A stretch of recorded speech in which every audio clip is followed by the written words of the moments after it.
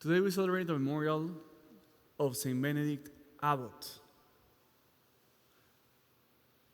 a key figure in the history of the church. What do we know about Saint Benedict? We know that he was born around the year 480. And we know that towards the end of the 5th century, the Roman Empire became corrupt and started its process of decay. So as the Roman Empire began to fall, at the same time the Benedictines started to flourish. They started to blossom and grow. Saint Benedict is given the title of patron of the monastic life, but he's also given the title of patron saint of Europe.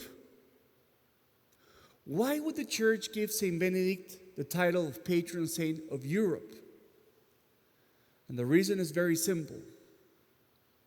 Each Benedictine monastery was a citadel of civilization and a citadel of the gospel.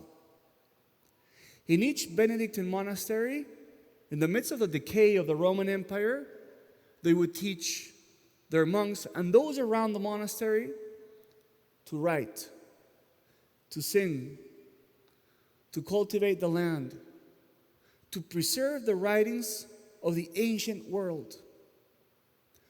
So what is traditionally attributed to Saint Benedict is the preservation of culture and wisdom and knowledge of the ancient world. Because the monks that were copying and writing down the books, they preserved that wisdom. And that is why the Catholic Church granted him the title of patron saint of Europe. Because the culture and the wisdom and the knowledge that is in the foundation of Europe was preserved in the Benedictine monasteries. What can we learn from Saint Benedict?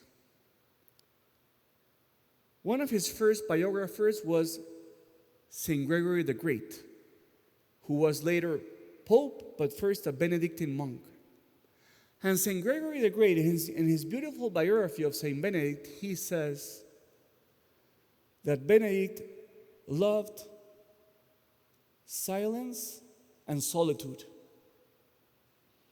And sometimes silence and solitude can seem to us unpleasant. And sometimes it can seem to us uncomfortable. But why was Benedict so drawn to solitude and silence?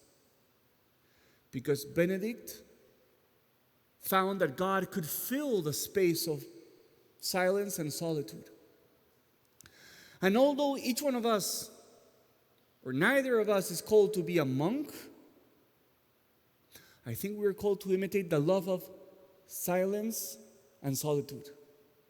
That is an intrinsic aspect of our Christian vocation, to love solitude and to love silence. How could we bring this to our life? Those who love silence and solitude love prayer. Dedicate time to prayer. But not only dedicate time to prayer, but I would also say, know how to pray without allowing themselves to be distracted. I enjoyed a couple of weeks ago listening to Bishop Barron say that every time that he went to his holy hour, he left his cell phone outside of the chapel because he wanted to pray well, because he wanted to be praying in solitude and silence, avoiding distractions.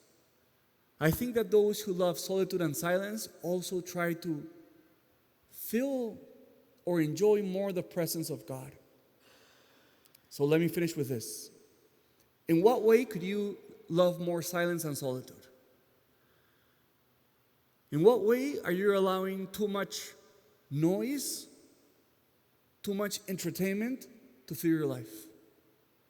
In what way are you called to love silence and solitude in the way that Saint Benedict embraced it and loved it?